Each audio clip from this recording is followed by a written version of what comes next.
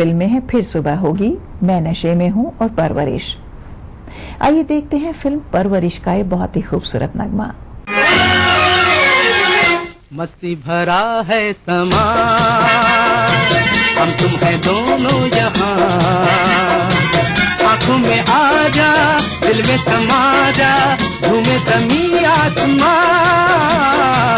मस्ती भरा है समा, हम तुम है दोनों यहाँ, आंखों में आ जा, दिल में समा जा, झूमे ज़मीं आसमां। मस्ती भरा है समा।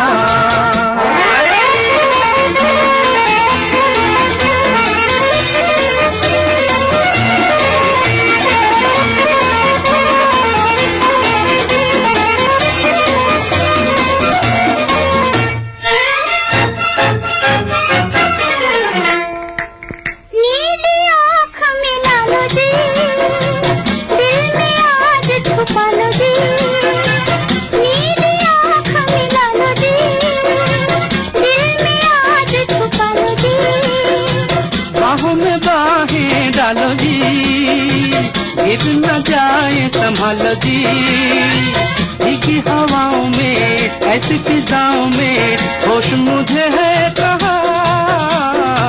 मस्ती भरा है समा, हम तुम है दोनों यहाँ, आँखों में आ जा, दिल में समा जा, झूमे ज़मीं आसमां। मस्ती भरा है समा।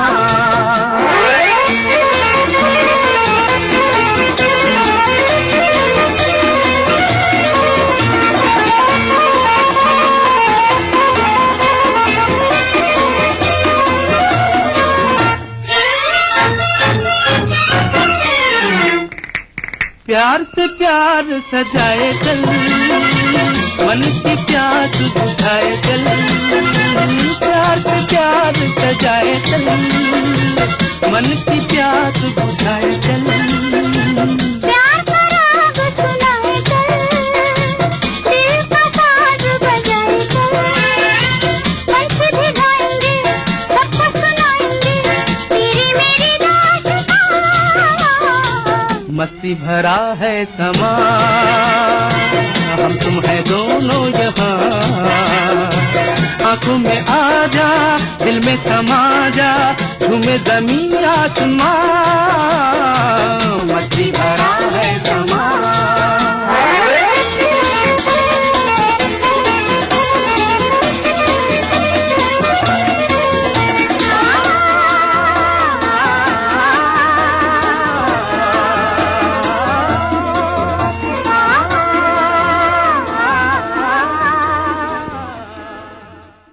फिफ्टीज और 60s में राज कपूर और मीना कुमारी दोनों ही अपनी अपनी जगह पॉपुलर स्टार्स थे, मगर उनकी ज्यादा फिल्में एक साथ नहीं आई। इन दोनों की कुछ चर्चित फिल्में थी चार दिल चार राहें और शारदा। तू फरिश्तों के तसव्वुर में मेरे पास न आ, मैं इंसान हूँ तेरी नजरों से उतर जाऊंगा।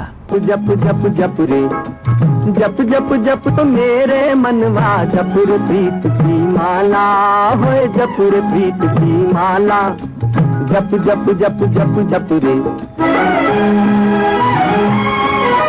प्रीत है देवी, प्रीत है देवी, प्रीत शिवाला, जप रे प्रीत की माला, जप जप जप जप जप रे, होए जप रे, होए जप रे, जप रे जप रे।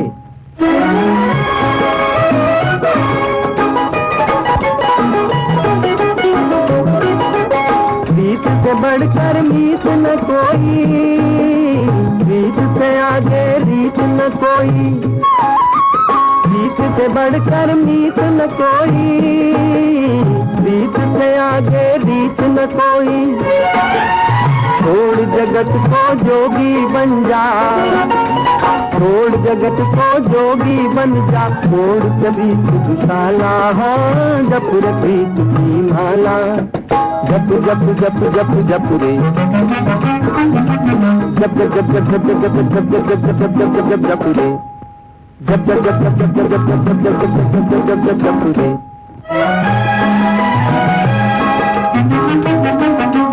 जब जब जब जब जब जब जब जब जब जब जब जब जब जब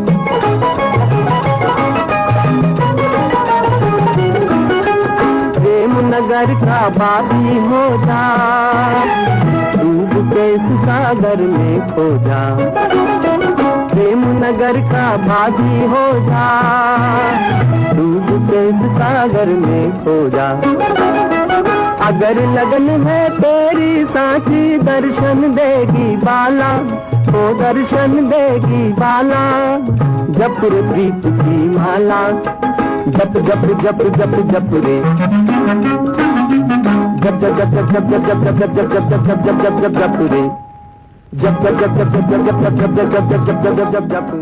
भूले बिसरे गीत प्रोग्राम के बारे में अगर आपके पास कोई सुझाव है या आप अपनी पसंद का कोई नगमा सुनना चाहते हैं तो अपना मोबाइल फोन उठाइए और उस पर टाइप कीजिए BBB और अपने सुझाव और पसंदीदा नगमे के साथ हमें भेज दीजिए 56000606 पर।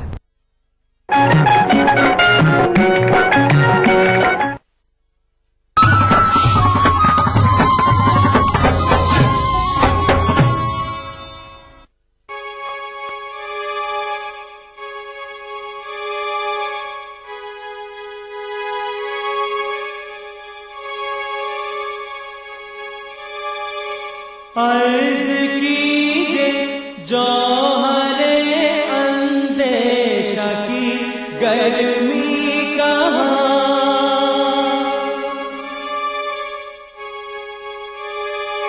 अर्ज कीजिए जौहरे अंदेशा की गर्मी कहाँ, कुछ ख्याल आया था वहशत का कि सहरा जल गया। या रसूल या रसूल या रसूल या रसूल सल्लल्लाहु अलैहि वसल्लम।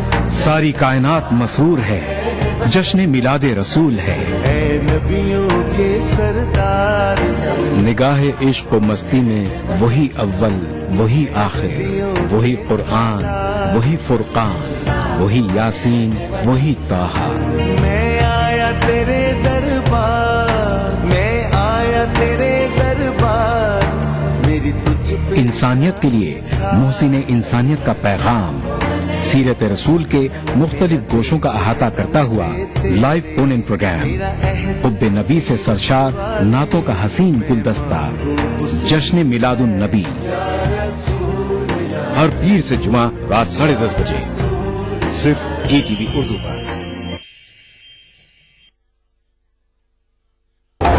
मुल्क का अगला वजीर आजम जो है वो कौन होगा? मैं क्या सोच रहा हूँ, बल्कि हर आम आदमी इस बात को सोच रहा है कि जो अगला जो इलेक्शन होने वाला है वो होगा केजरीवाल वर्सेस मोदी।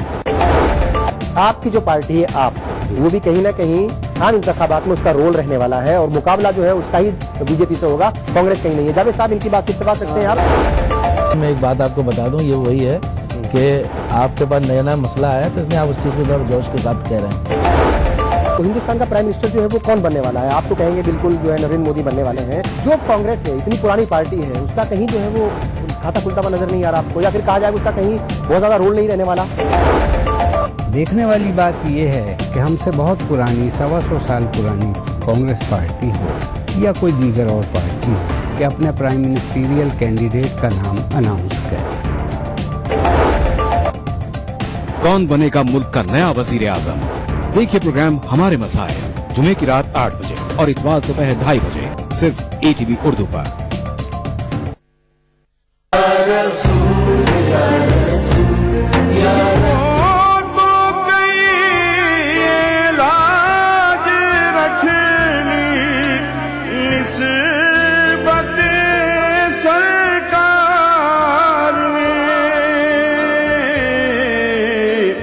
वरना क्या था हश्र के दिन मेरे खाली हाथ में।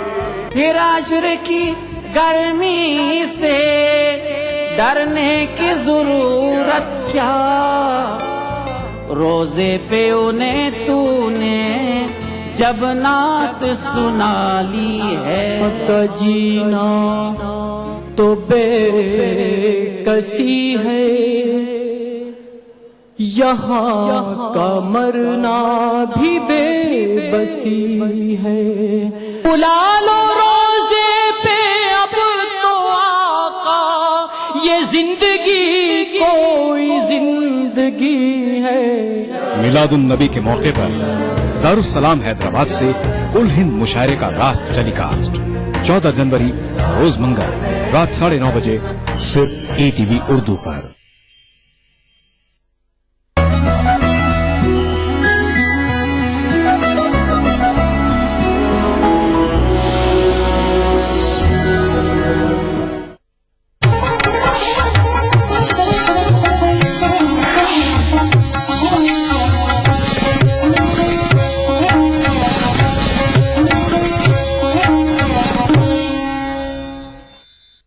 پروگرام کو پیش کرنے میں تعاون کر رہے ہیں الرسالہ، اپنی نوعیت کا واحد دینی اور تعمیری رسالہ. بنگر سیمنٹ، سستا نہیں سب سے اچھا.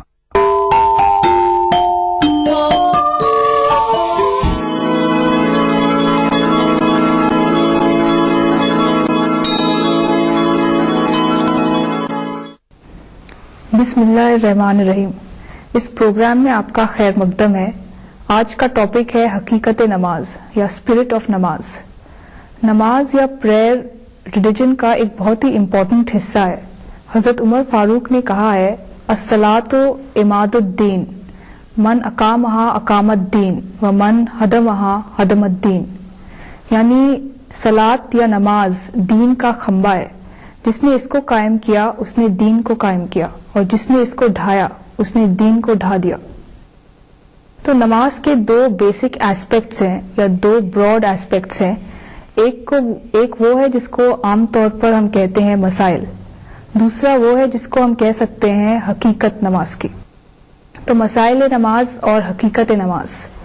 مسائل نماز پر بہت سی کتابیں لکھی گئی ہیں، اور جو مسجد کا امام ہوتا ہے وہ پوری طرح سے مسائل نماز سے واقف ہوتا ہے، اس سے بھی جانکاری لی جا سکتی ہے. ابھی ہم یہاں کانسنٹریٹ کریں گے حقیقت نماز پر، یعنی نماز کی اسپرٹ کیا ہے. تو سب سے پہلے نماز کی بگننگ ہوتی ہے، نماز کا آغاز ہوتا ہے اذان سے. جب نماز کا وقت ہوتا ہے تو اذان دی جاتی ہے.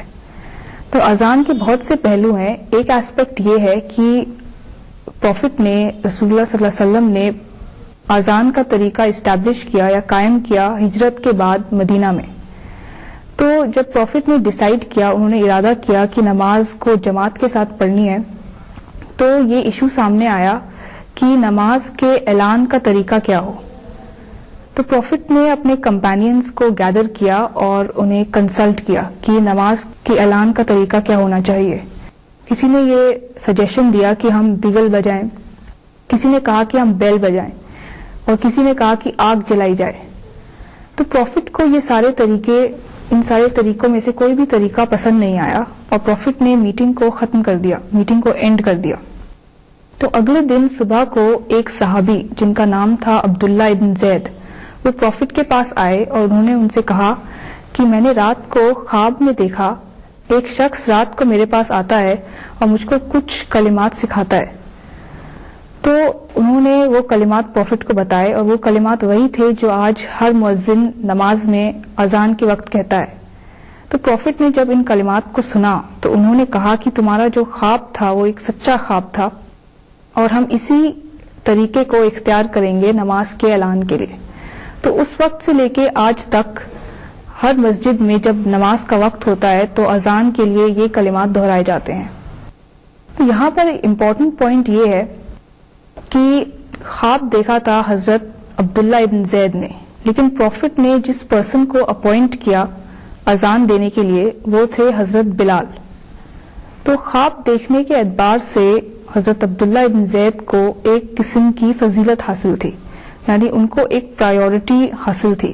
لیکن اس کے باوجود پروفٹ نے مؤذن اپوائنٹ کیا حضرت بلال کو، اور انہوں نے وجہ دی کہ حضرت بلال کی آواز تم سے زیادہ بلند ہے، وہ تم سے زیادہ بلند آواز ہیں. تو یہ پہلا سبق ہے جو ہمیں ملتا ہے نماز سے.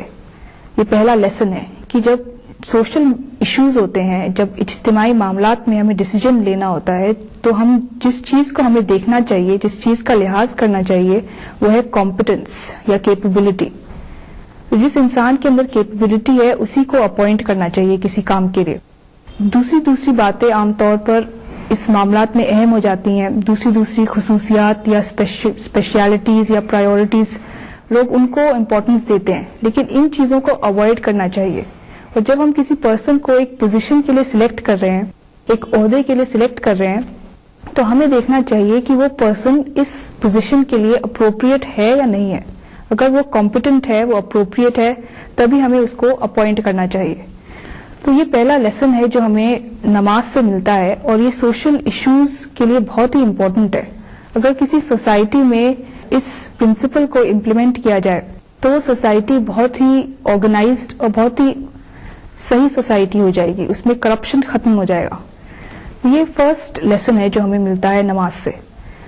تو اذان کے بعد ہم وضو کرتے ہیں. تو وضو کا مطلب ہوتا ہے ابلوشن. وضو میں پانی لے کر اپنے ہاتھ کو، پاؤں کو اور چہرے کو دھوتے ہیں.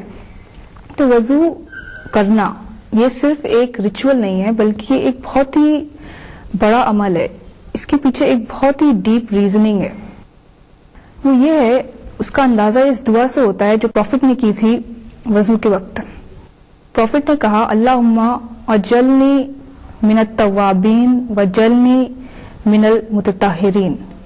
یعنی اے خدا مجھے توبہ کرنے والوں میں سے بنا، اور اے خدا مجھے پاکیزگی اختیار کرنے والوں میں سے بنا. یہ ایک بہت ہی امپورٹنٹ دعا ہے. اس سے پتہ چلتا ہے کہ وضو کرنا ایک عملی دعا ہے. یعنی جب ہم وضو کریں تو ہمیں ان احساسات اور ان کیفیات کے ساتھ دعا کرنا چاہیے کہ اے خدا میں نے تیرے دیے ہوئے پانی سے اپنا ہاتھ دھویا، تیرے دیے ہوئے پانی سے اپنا پاؤں دھویا اور اپنا چہرہ دھویا. تو میری اندر کی کوتاہیوں کو اور میرے اندر کی ڈیفیشنسیز کو، اندر کی برائیوں کو اپنی رحمت سے دھو دے.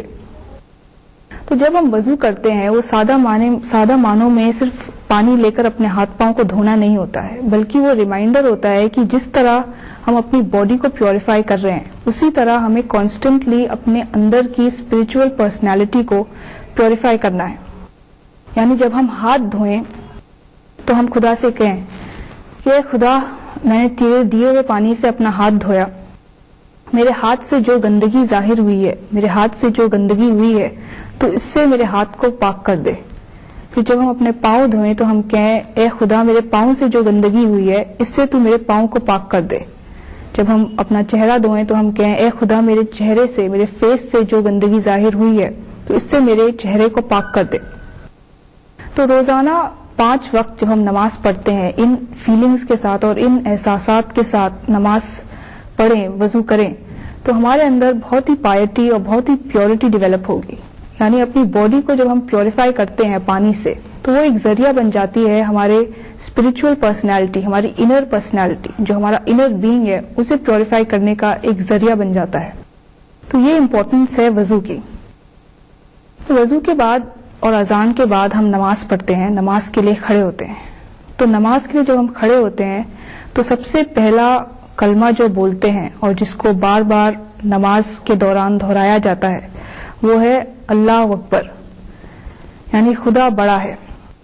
تو اللہ اکبر یا خدا بڑا ہے یہ ایک بہت ہی امپورٹنٹ کلمہ ہے. یہ بہت ہی میننگ فل ورڈز ہیں.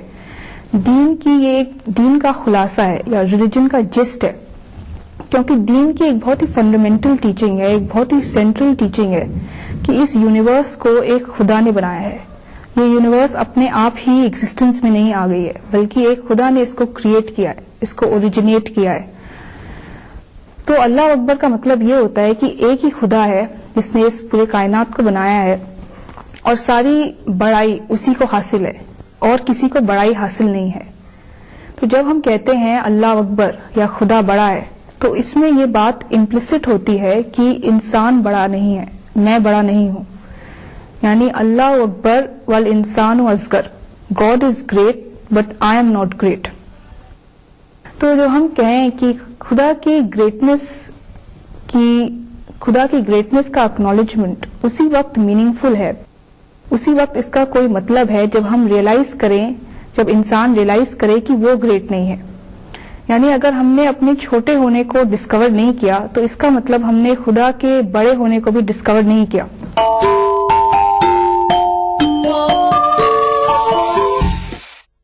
گڈ ورڈ اسلامی کتابوں کا عظیم مرکز. یہاں انڈیا اور انڈیا سے باہر کی چھپی ہوئی کتابیں دستیاب ہیں، مثلاً قرآن مجید کے ترجمے، تفسیر، حدیث، سیرت، اسلامی دعوت، Arabic dictionary, Islamic arts, peace and spirituality, اسلام اور سائنس، عربک سکھانے والی کتابیں، بچوں کے لیے قرآن سٹوریز، بچوں کے لیے Arabic and Islamic studies courses, gifts and games. آج ہی کانٹیکٹ کریں گڈ ورڈ بکس، 1 نظام الدین ویسٹ مارکیٹ، نیو دہلی 110013. کال کریں 41827083.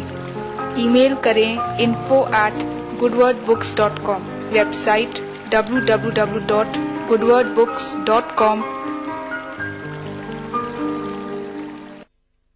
اپنائیے میلا اسکن کریم. اس کو صرف رات میں استعمال کرنے سے آپ کو ملے فیس پرابلم سے آزادی. اب فیس پرابلم کو کہیے بائے بائے. ایلی فارماسیوٹیکلز دوارا. گڈ ورڈ اسلامی کتابوں کا عظیم مرکز. یہاں انڈیا اور انڈیا سے باہر کی چھپی ہوئی کتابیں دستیاب ہیں، مثلاً قرآن مجید کے ترجمے، تفسیر، حدیث، سیرت، اسلامی دعوت، Arabic dictionary, Islamic arts, peace and spirituality, اسلام اور سائنس، عربک سکھانے والی کتابیں، بچوں کے لیے قرآن سٹوریز، بچوں کے لیے Arabic and Islamic studies courses, gifts and games. آج ہی کانٹیکٹ کریں گڈ ورڈ بکس، 1 نظام الدین ویسٹ مارکیٹ، نیو دہلی 110013. کال کریں 41827083. ای میل کریں info@goodwordbooks.com. Web site www.goodwordbooks.com.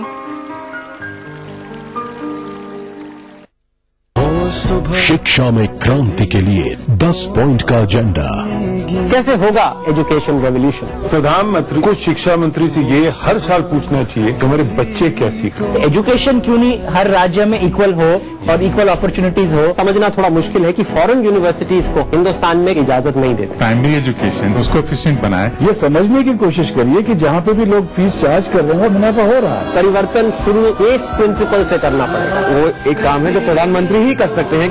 जानिए कैसे बदलेगा Bharat. Change India, an agenda for the next prime minister. इन वक्त पर ETV उर्दू पर.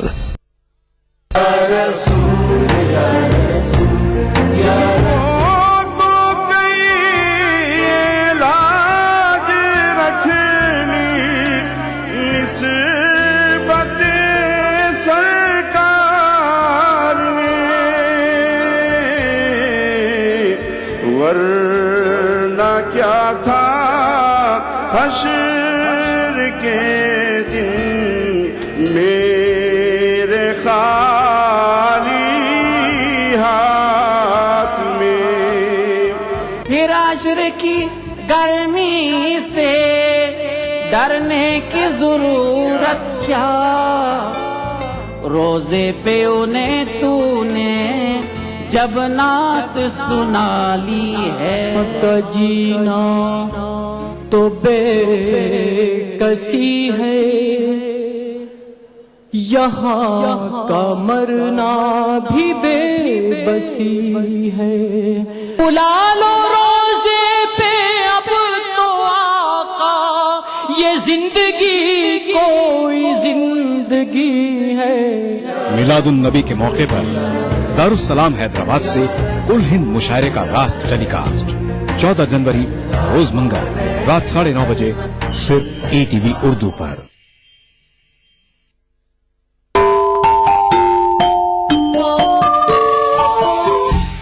خدا بڑے ہونے کا مطلب یہ نہیں ہے کہ خدا زیادہ بڑا ہے اور انسان کم بڑا ہے. اس کا مطلب یہ ہے کہ خدا کمپلیٹلی بڑا ہے اور انسان کمپلیٹلی چھوٹا ہے.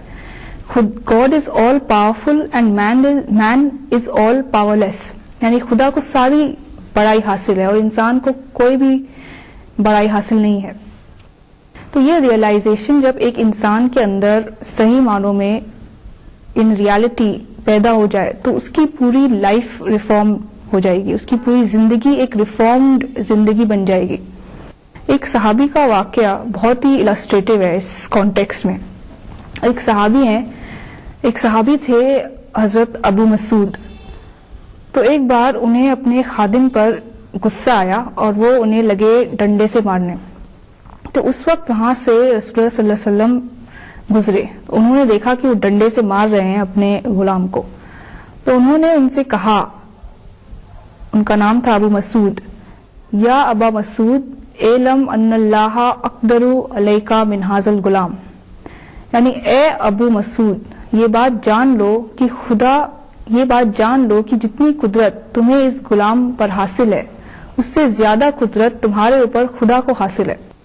یعنی God is more powerful over you than you are over this servant of yours. تو یہ بات جب حضرت ابو مسعود نے سنی تو ان کا ہاتھ بالکل کانپ اٹھا اور ڈنڈا ان کے ہاتھ میں سے گر گیا. تو ایک لحاظ سے پروفٹ نے جو بات کہی وہ یہ تھی کہ تم بڑے نہیں ہو اور خدا بڑا ہے.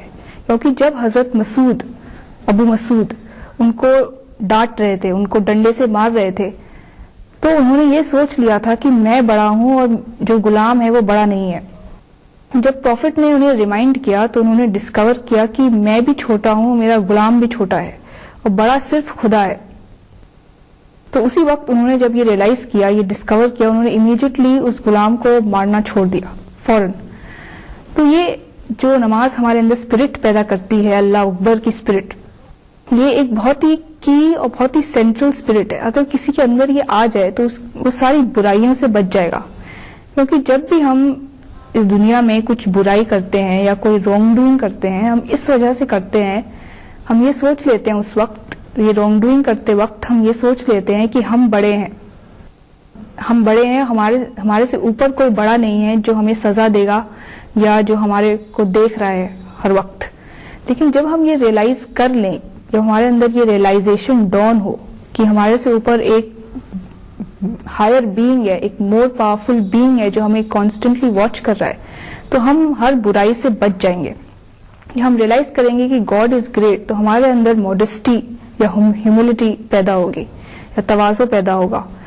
تو ماڈسٹی کی ہے ہر قسم کی برائی سے بچنے کے لیے, کیونکہ ہر قسم کی برائی جو ہے وہ اسی لیے آتی ہے کہ انسان ماڈسٹ نہیں ہے. تو نماز ایک ایسی چیز ہے جو ہمارے اندر وہ فنڈامنٹل چیز پیدا کرتی ہے یا وہ بیسک چیز پیدا کرتی ہے جس سے ساری برائیوں کا جڑ ختم ہو جائے. اس لیے نماز انسان کی زندگی میں ایک بہت ہی امپورٹنٹ رول پلے کرتی ہے. اس کے بعد ہم سورہ فاتحہ پڑھتے ہیں. تو سورہ فاتحہ ہر رکعت میں پڑھی جاتی ہے, ہر یونٹ میں پڑھی جاتی ہے, اور اس کے ساتھ ہم کچھ اور آیتوں کو ملاتے ہیں, قرآن کی دوسری ورسز کو ملاتے ہیں سورہ فاتحہ کے ساتھ. تو سورہ فاتحہ کی بگننگ ہوتی ہے اس آیت سے, الحمدللہ رب العالمین. اس کا مطلب یہ ہے کہ حمد صرف خدا کے لیے ہے, تعریف صرف خدا کے لیے ہے, شکر صرف خدا کے لیے ہے. یعنی ہر قسم کا اکنالجمنٹ صرف خدا کے لیے ہے. یہ ایک بہت ہی امپورٹنٹ بات ہے, بہت ہی پروفاؤنڈ ورڈز ہیں. یہ ہمیں بتاتا ہے, یہ آیت ہمیں بتاتی ہے کہ ہمیں اس دنیا میں اس احساس کے ساتھ رہنا ہے. کس احساس کے ساتھ رہنا ہے؟ ہمیں دنیا میں اس احساس کے ساتھ رہنا ہے کہ میرا جو ایگزسٹنس ہے اور میرے ایگزسٹنس کے علاوہ جو بھی ساری چیزیں ہیں وہ سب مجھے خدا کی طرف سے ملی ہیں. یعنی میرا ایگزسٹنس, میری جو کیپیبلٹیز ہیں, جو صلاحیتیں ہیں, یہ پلانٹ ارتھ, سن لائٹ, واٹر, ایئر, ہر چیز, پارٹیکل سے لے کے گیلیکسی تک, ہر چیز مجھے خدا کی طرف سے ملی ہے. یہ ایک بہت ہی امپورٹنٹ بات ہے. اگر ہم یونیورس کی اسٹڈی کریں تو ہم ڈسکور کریں گے کہ یہ یونیورس ایک کسٹم میڈ یونیورس ہے. کسٹم میڈ کا مطلب یہ ہے کہ اس یونیورس میں, اس پلانٹ ارتھ میں ہر چیز اس طرح بنائی گئی ہے کہ وہ انسان کے لیے بینیفیشل ہو. کوئی بھی چیز ایسی نہیں ہے جو انسان کے لیے بینیفیشل نہ ہو. اگر ہم صرف ایک چیز کو کنسیڈر کریں، جیسے ارتھ اور سن کے بیچ کے ڈسٹینس